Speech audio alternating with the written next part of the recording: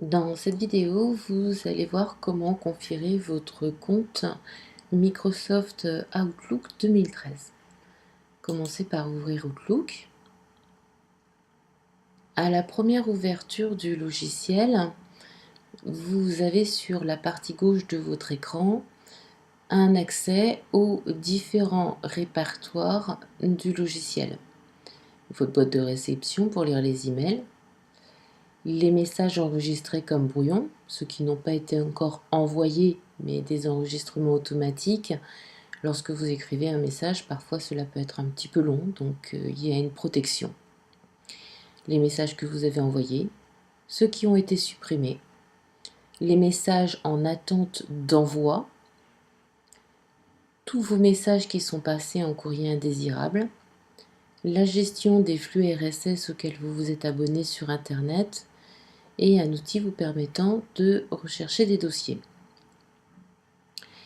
Dans la partie supérieure, vous avez le mot favori avec une petite flèche que vous pouvez choisir soit d'ouvrir, soit de fermer. Dans ces favoris, vous retrouvez la boîte de réception, les éléments envoyés, les éléments supprimés. Dans la partie centrale de l'écran, vous avez une présentation générale des différents outils que vous propose le logiciel. Un accès à votre calendrier, qui actuellement est vide, puisque c'est une interface totalement vierge pour le moment. Des tâches à effectuer,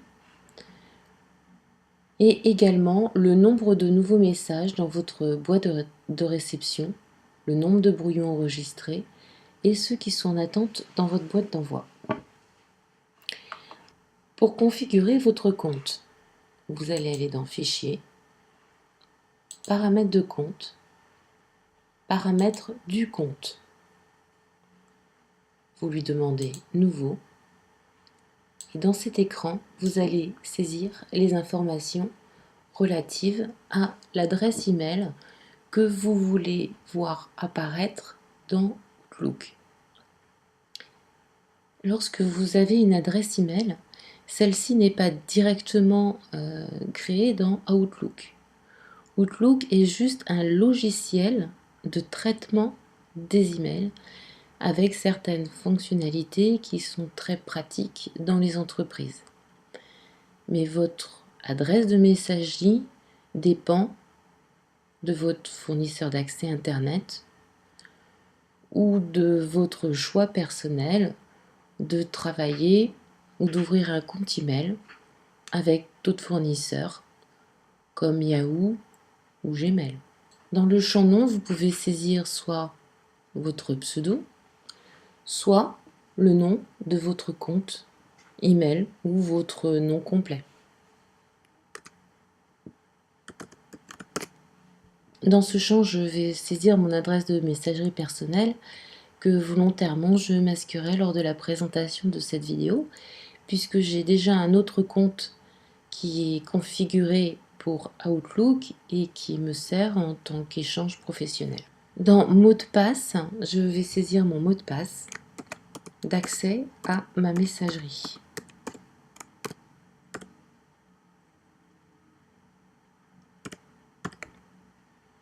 On me demande de répéter ce mot de passe.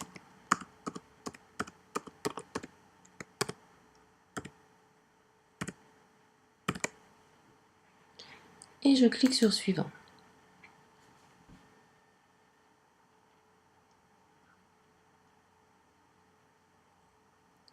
Le logiciel est en train de faire un test pour voir si les coordonnées que j'ai pu saisir sont correctes.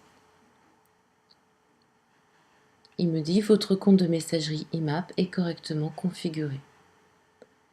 Je vais lui dire « Terminé ». Avec certains outils de messagerie, il y a des codes SMTP et POP qui peuvent être un petit peu différents. Donc je vous conseille de vous renseigner auprès de votre fournisseur d'adresse de messagerie afin de vérifier ces codes et de les saisir. Donc je vais donc lui resélectionner mon compte, demander modifier. et je vais aller dans les paramètres supplémentaires. Dans cet onglet, je ne modifie aucune caractéristique.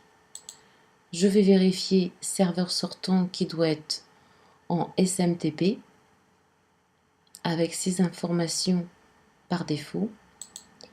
Puis je me rends dans les options avancées et là, je vais aller saisir les coordonnées spécifiques à ma messagerie.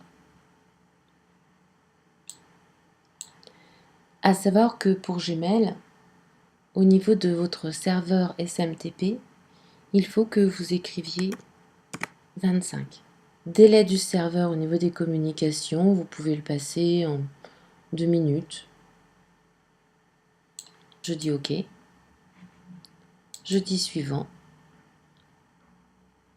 Outlook teste mes paramètres et dans cet écran, je vois que ma connexion au serveur de messagerie entrante est bonne puisqu'il l'a coché en vert et que l'envoi du message test de messagerie est également en vert, donc ma configuration est correctement terminée.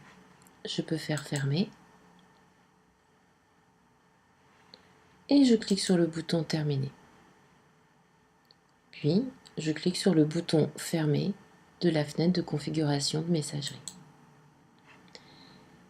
À présent, le logiciel Outlook est en train d'aller rechercher tous les emails présents sur ma boîte mail.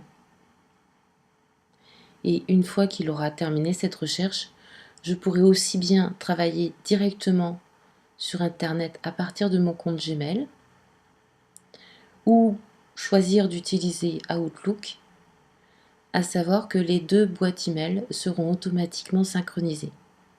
Attention cependant à certaines options du logiciel afin de conserver une copie des emails sur votre serveur source et que ces emails ne soient pas supprimés. À très bientôt pour une prochaine vidéo.